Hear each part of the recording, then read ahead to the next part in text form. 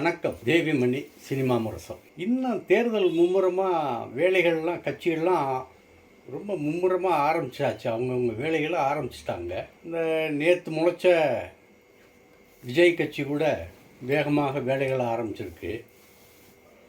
திராவிட முன்னேற்ற கழகமும் வேட்பாளர்களை வேகமாக பொறுக்கிட்டு இருக்கு. இன்னும் பாஜக கூட்டணி இன்னும் ஒன்றும் இறுதியாகலை, முடிவுகள் இறுதியாகலை. என்ன தான் அவங்க சைடில் நடக்குதுங்கிறதுன்னு தெரியல. அண்ணா திராவிட முன்னேற்ற கழகத்தில் யார் கூட்டு சேருவாங்கிறதுல அந்த தவிப்பில் பரிதவிப்பில் இருக்கிறாரு எடப்பாடியார். அவர் ஓபிஎஸ் ஒரு பக்கம் என்ன சொல்கிறாரு, இது உருப்படாத கூட்டணி, இங்கே நிற்கிற ஒவ்வொருத்தரும் டிபாசிட் போகும், காலியாகும்னு அவர் அபசகுணமாக எடப்பாடிக்கு சாவு விட்டுக்கிட்டு இருக்காரு. இதற்கிடையில் காங்கிரஸ் கட்சி இன்னும் 2 நாட்களில் ஒரு முக்கிய முடிவை எடுக்கப் போகிறது. அந்த முக்கிய முடிவுக்காகத்தான் மக்கள் நீதி மையம் காத்திருக்கிறது. மக்கள் நீதி மையம் இதுவரைக்கும் நம்ம விசாரித்த வகையில் மக்கள் நீதி மையம் இந்தியா கூட்டணியில் ஓர் அங்கம். அதாவது காங்கிரஸுடன் அது கூட்டணி வைத்திருக்கிறது. அது இன்னும் அதிகாரபூர்வமாக அறிவிக்கலைனாலும் இன்னும் 2 நாளில் காங்கிரஸ் கட்சியினுடைய மேலிட கூட்டமும் தமிழகத்தினுடைய கூட்டமும் நடக்குது. அந்த கூட்டத்தில் அவங்க அறிவிப்பாங்க. அப்போது இந்தியா கூட்டணியினுடைய வேட்பாளராக உலகநாயகன் கமல்ஹாசன் தேர்ந்தெடுக்கப்படுகிறார். அந்த தேர்ந்தெடுக்கப்பட்டவர் கட்சியினுடைய சின்னமான டார்ச் லைட் சின்னத்திலேயே அவர் போட்டியிடுகிறார். மற்றவர்கள் தேர்ந்தெடுக்கப்படும் போது அவர்களும் அவ்விதமே. எப்படின்னா ஒரு சீட்டு உறுதியாயிடுச்சு. கரெக்டாக அவர் எம்பி ஆகி உட்கார்ந்து கட்சிக்க போகிறாருங்கிறதும் உறுதியாயிருச்சு.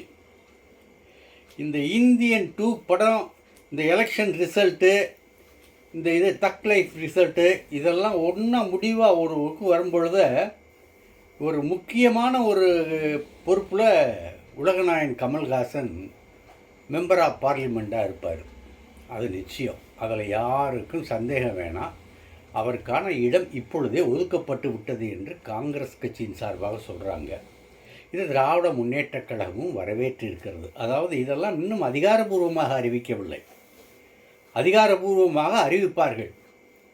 ஏன்னா இவர் முன்னாடி திராவிட முன்னேற்ற கழகத்தை எடுத்தார், அங்கே உடைப்பேன் இங்கே உடைப்பேன் அப்படி சிலர் என்ன முடிவு எடுக்க போகிறாங்கிறது தெரியாமையே கண்ணாமுன்னான்னு வாய்க்கு வந்ததெல்லாம் சொல்லிக்கிட்டு இருப்பாங்க.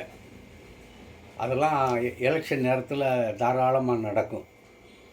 அதுலேயும் இப்போ பிஜேபி இருக்குது பார்த்தீங்களா, அவங்க பல ஊடகங்களை வாடகைக்கு கையகப்படுத்திட்டாங்க. சில பெரிய ஊடகங்கள் பிஜேபியினுடைய மவுத் பீஸ், அதுதான் அவர்களுடைய பிரச்சார பேரணிகளாக இருக்காங்க. அதே மாதிரி யூடியூபர்ஸ் மற்ற இந்த வலைத்தளங்கள்லாம் இருக்குல்ல, யூடியூபர்ஸ் அதுலேயும் முக்கால்வாசி பேரை தன்வசமாக்கிட்டாங்க. அதில் அதிகமாக யார் யார் சப்ஸ்கிரைபர் வச்சுருக்காங்களோ அவங்களெல்லாம் போட்டு ஒரு பெரிய கணிசமான இது வச்சுட்டு அவங்க பக்கம் போயிட்டாங்க. ஆனால் இவங்க போன பிறகு அவங்க பாரதிய ஜனதாவுக்காக ஆதரவு கொடுக்கும்போது அந்த சப்ஸ்கிரைபர் எண்ணிக்கை நிச்சயம் குறையும். ஏன்னா அவங்க பூரா எதிர்ப்பில், ஜனங்கள் வெறுப்பில் இருக்காங்க.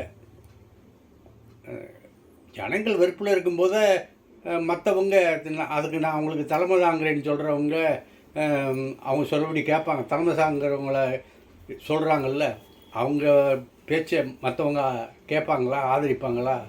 போடா சாட்டான் அப்படின்னு சொல்லிட்டு அவங்க பாட்டு அன்சப்ஸ்கிரைப் பண்ணிட்டு போக போகிறாங்க. இதுதான் நடக்க போகுது. சரி, இப்போ நான் சொல்கிறத அதாவது கவனமாக வச்சுக்கோங்க. இந்தியா கூட்டணியின் சார்பில் கமல் போட்டியிடுறாரு. உலகநாயகன் கமல்ஹாசன் எம்பி அப்படின்னு நம்ம போட்டுக்கலாம். உறுதி. தோக்கடிக்கிறதுக்கு நீ தலைகீழ நின்று தண்ணி குடித்தாலும் தமிழ்நாட்டில் நடக்காது. அது திராவிட முன்னேற்ற கழகம் வலுவான எதிர்க்கட்சி, மற்ற கூட்டணி கட்சிகள், இந்த கட்சிகள் இல்லாமல் அஃபெக்ட் பண்ணாத அளவுக்கு இந்த தொகுதி உடன்பாடு ஏற்பட போகுது. அப்படி இருக்கும்போது அவங்க எப்படி கமல்ஹாசனை தோற்கடிப்பாங்க? வாங்க எங்கள் அணிக்கு வாங்க அப்படின்னு தானே சொல்லுவாங்க. அதுதான் நடக்க போகுது. இப்போ கடைசியில் ஏமாந்து நிற்க போகிறது இதுதான், நம்ம எடப்பாடி அண்ணா கட்சி தான். ஆனால் அவர் பிஜேபியினுடைய பி டீம் அவர் எங்கே போய் சேர்ந்துருவார், அதை பற்றி நமக்கு கவலை இல்லை, விடுங்க. இப்போ மக்கள் நீதி மையத்தினுடைய முடிவு சரி. இது தமிழக வெற்றிக் கழகம் தம்பி விஜய் அவர் அந்த கட்சியினுடைய நிலைப்பாடு என்ன?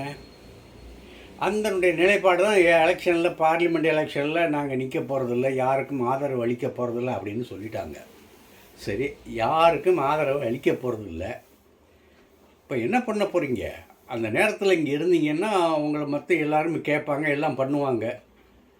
என்ன சார் சொல்கிறீங்க, கருத்து என்ன சார், இந்த மாதிரி நாட்டு நிலைமை போகுது அப்படின்ட்டு.